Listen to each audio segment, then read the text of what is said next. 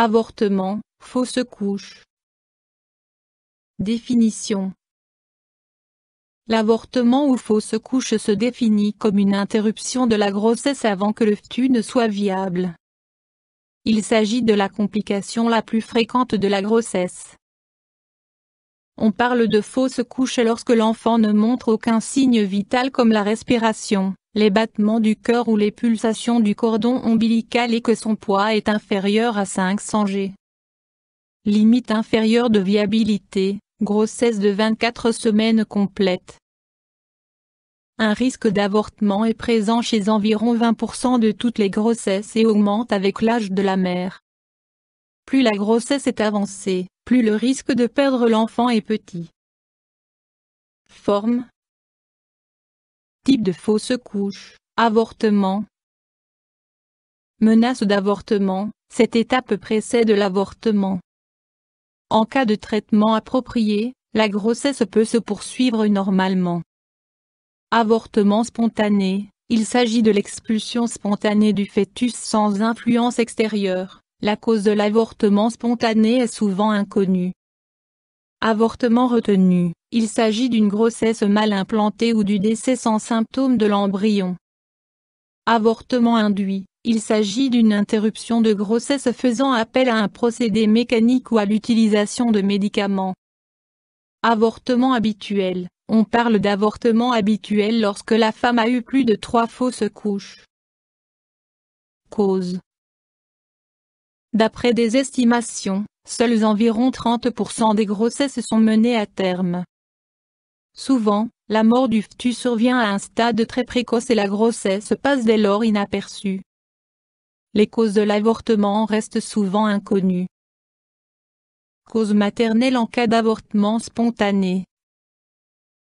L'âge de la mère, les avortements sont 2 fois plus fréquents chez les femmes de plus de 35 ans par rapport aux femmes de 20 à 29 ans.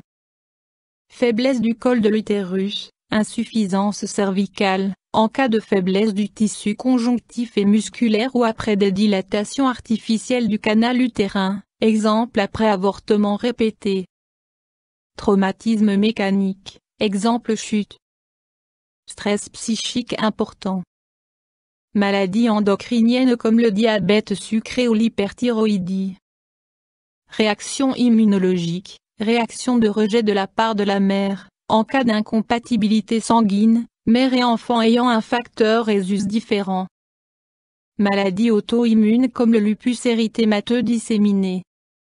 Maladie de l'utérus, myome utérin.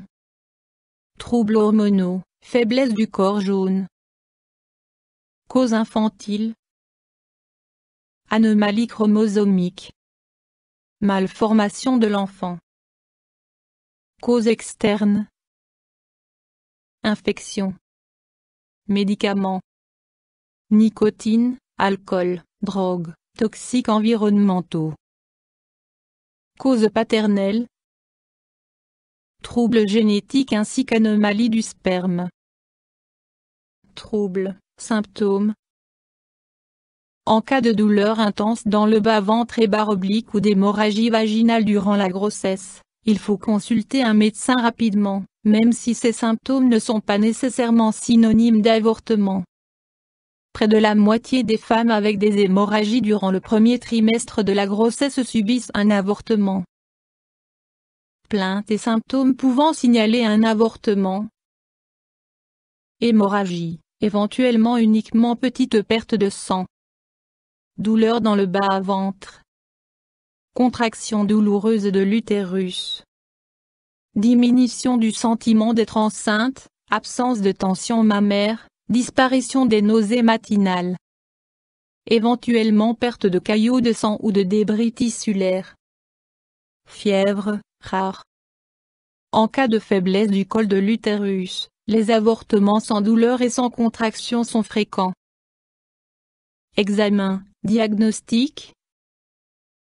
Anamnèse médicale avec prise en compte des symptômes de la patiente, hémorragie, douleur pendant la grossesse. Ultrasons. Dosage hormonaux. Examen des tissus si la patiente a expulsé le placenta. Analyse de laboratoire, Détermination du groupe sanguin et du facteur Rhésus, s'ils ne sont pas disponibles. Options thérapeutiques. Mesures générales. En cas de menace d'avortement, une hospitalisation d'urgence s'impose, repos au lit, surveillance, médicaments. Élimination ou traitement des facteurs de risque. Le médecin décidera si l'alitement de la patiente est nécessaire. Médicaments. En cas de menace d'avortement, administration de médicaments tocolytiques supprimant les contractions utérines, éventuellement calmants en cas d'avortement incomplet, médicaments à effet stimulant sur les contractions utérines chez les femmes avec facteur Rhésus négatif. L'administration d'anticorps est indiquée pour prévenir une incompatibilité des facteurs Rhésus lors d'une grossesse ultérieure. Chirurgie. Grattage, curetage. Après une fausse couche, un curetage est souvent nécessaire, il se fait sous anesthésie générale. Les tissus sont ensuite examinés par le laboratoire de pathologie. Complications possibles. Une première fausse couche ne doit pas nécessairement déboucher sur d'autres fausses couches lors de grossesses ultérieures. L'évolution des grossesses ultérieures est fonction de la cause de l'avortement et du traitement correct de cette cause. Le risque d'avoir un autre avortement s'accroît avec le nombre d'avortements. Des avortements répétés nécessitent un bilan médical très détaillé pour en élucider les causes. Autres complications de l'avortement. Inflammation des ovaires et des annexes, annexite. Inflammation du péritoine, péritonite. Thrombose des veines des jambes. YouTube Docteur Alabé.